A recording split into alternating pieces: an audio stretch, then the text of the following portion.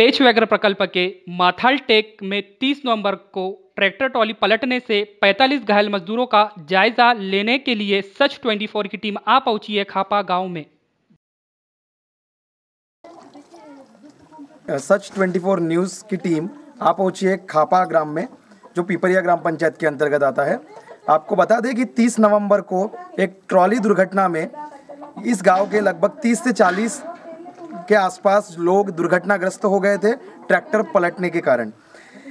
30 तारीख को हुई इस दुर्घटना के बाद वहां के दुर्घटनाग्रस्त जो लोग हैं उन लोगों की हालत क्या है और उन लोगों का जो ट्रीटमेंट हो रहा है वो किस तरीके से हो रहा है, इसकी जानकारी लेने के लिए हम उन लोगों से मिलने के लिए आए हैं। तो चलिए आइए उनसे बात करते हैं और जानेंगे कि किन किन लोगों ने, किन जनप्रतिनिधियों ने या फिर डिपार्टमेंट की तरफ से उनको किस तरीके से मदद हो रही है।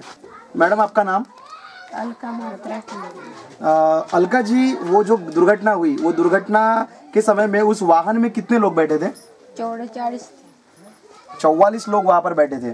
अच्छा, तो वैसे जो फॉरेस्ट डिपार्टमेंट है, वन विभाग जो है, इनकी तरफ से आपको कोई भी मदद दी गई है या नहीं? तो आपको कैसे प्रकार की मदद की अपेक्षा उनसे है? अपेक्षा तो है, लेकिन वो तो बोलते हैं हमारे पास पैसे नहीं है। ऐसा कौन बोलता है? रेंजर बोलता है। अच्छा, तो वन विभाग का कहना है कि उनके पास में आप लोगों को देने के लिए कोई पैसा नहीं है। ट्रैक्टर की इस दुर्घटना में गंभीर रूप से घायल एक और महिला से हम लोग बात करने के लिए आए हैं कि किस स्थिति से वो अभी गुजर रहे हैं। आपका नाम क्या है? रितु जी, ये दुर्घटना जो हुई तो कितने लोग थे उस समय में आप उस गाड़ी में? 45 लोग थे। अच्छा, तो दुर्घटना कैसे हुई? ट्रैक्टर से दुर्घटना हुई है और वो पूरे 45 लोग उस ट्रैक्टर में बैठे थे। आप लोग कहाँ जा रहे थे ट्रैक्टर से? घास काटने। अच्छा, आप लोग घास काटने जा रहे थे, पूरे 45 लोग, और सारे के सारे इसी गांव के थे? अच्छा, 30 तारीख को जो दुर्घटना हुई थी, उस दुर्घटनाग्रस्त उस ट्रैक्टर में जाने वाली जो एक महिला है, उनसे हम बात कर रहे हैं। आपका नाम बताइए। सीमा देवदास कोरहट्टा। सीमा जी, जरा आप कहाँ जा रहे थे उस ट्रैक्टर में? हम फॉरेस्ट के काम में जा रहे थे। फॉरेस्ट के काम में? अच्छा, फॉरेस्ट का कौन सा क्या काम था वहाँ पर? घास काटने का काम था। अच्छा, आप घास काटने के काम के लिए जा रहे थे, तो वन विभाग के लोगों ने आपको वहाँ पर बुलाया था? हाँ। अच्छा, तो ये जो ट्रैक्टर की दुर्घटना हुई तो उसके बाद में आपका जो इलाज हो रहा है वो इलाज प्राइवेट हॉस्पिटल में हो रहा है या सरकारी अस्पताल से हो रहा है? सरकारी अस्पताल से हो रहा है। अच्छा, सरकारी अस्पताल से हो रहा है।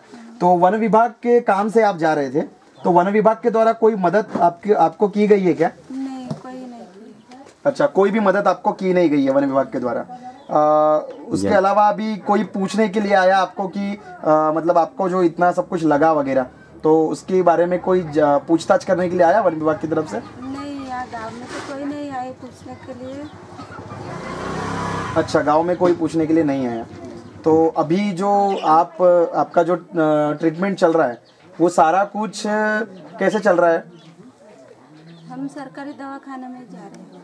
काफी दिन लगते। कितना दिन लग जाता है फिर भी? जैसे आपका रोज है, एक महीना का पेमेंट अगर आपको लेना है तो कितना दिन लग जाता है? एक और महीना लग जाता है। मतलब आप एक महीना काम करते हो तो उसका एक महीना छोड़कर तीसरे महीने में आपको वो पैसा मिलता है। तो फिर आपका उस दिनों तक के आपका गुजारा कैसे चलता है? घर कैसे चलाते हैं फिर?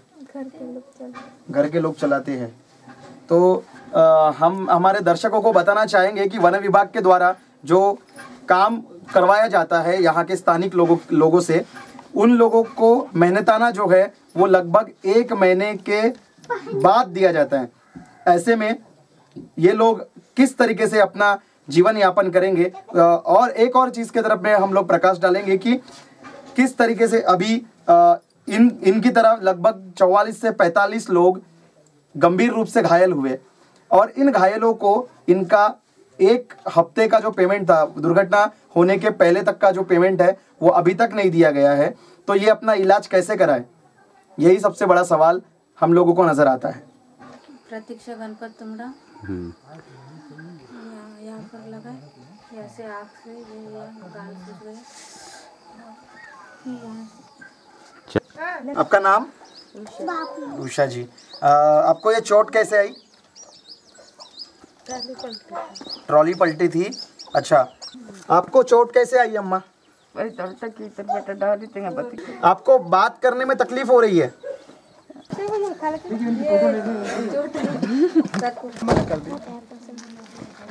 ऐप है, उसमें ऐप आ गया है।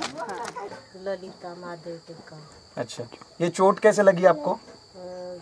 जाते से जाते लगे। कहाँ जा रहे थे? काम पे। अच्छा, काम पे? किसके काम पे जा रहे थे आप? का काम में जाते थे। अच्छा, फॉरेस्ट के काम में जा रहे थे। हाँ। ठीक है, तो फिर ये दुर्घटना जब हुई तो आपको कहाँ कहाँ चोट आई है? सर पे है, अच्छा। हाथ में है, कमर में है। अच्छा, रामटेक में। हाँ। तो रामटेक में प्राइवेट में चल रहा है या फिर सरकारी अस्पताल में? प्राइवेट अस्पताल में। तो फिर खर्चा कौन करता है प्राइवेट अस्पताल का? अभी तो सद्या कहाँ मस्क लगाए। आप ही लगा रहे हो? हाँ। आपका नाम? आपको 30 तारीख की जो दुर्घटना हुई थी वहाँ पर कहाँ कहाँ पे चोट आई है? कमर पर है और ये पैर पर है। अच्छा, आगे का जो इलाज है आपका वो उसका जो खर्चा है वो कोई कर रहा है या फिर आप ही कर रहे हो? आप ही कर रहे हैं। नेशनल टाइगर प्रोजेक्ट के अंतर्गत आने वाले कई सारे गांव, ऐसे गांवों में रोजगार का साधन उपलब्ध नहीं होने के कारण कई बार लोगों को अपनी जान को जोखिम में डालकर पैसा कमाने के लिए बाहर जाना होता है, मजदूरी करनी होती है। ऐसी ही एक घटना जिसकी जानकारी हमने खापा गांव से ली है, जहां पर एक ट्रैक्टर के अंदर लगभग 40 से 45 लोग सवार होकर जाते हैं। दुर्घटना हो जाती है।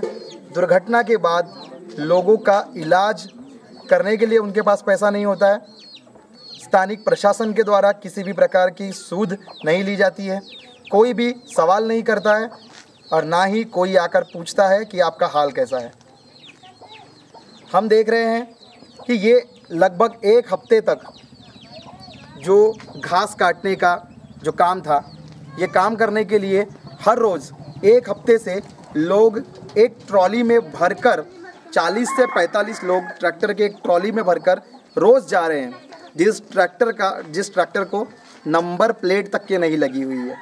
बिना नंबर प्लेट के एक ट्रैक्टर लगभग 40 से 45 लोगों को रोज़ लेकर जाता है, और वो भी वन विभाग के काम से।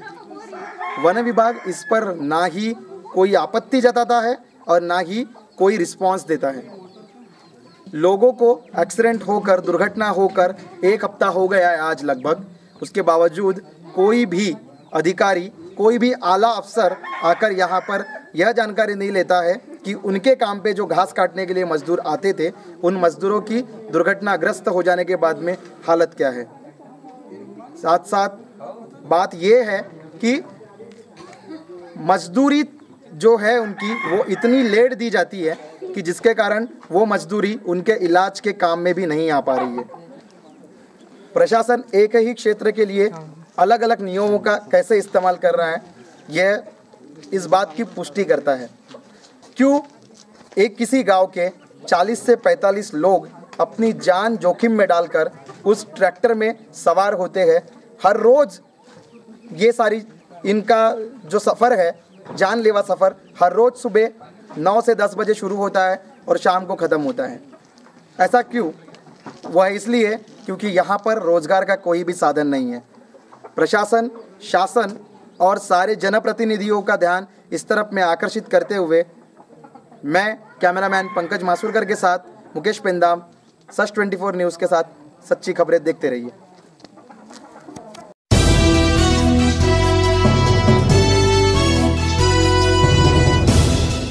ऐसे ही सच 24 न्यूज़ के साथ सच्ची खबरों को देखने के लिए हमारे चैनल को बेल आइकॉन का बटन दबाकर सब्सक्राइब करिए, शेयर करिए, कमेंट करिए।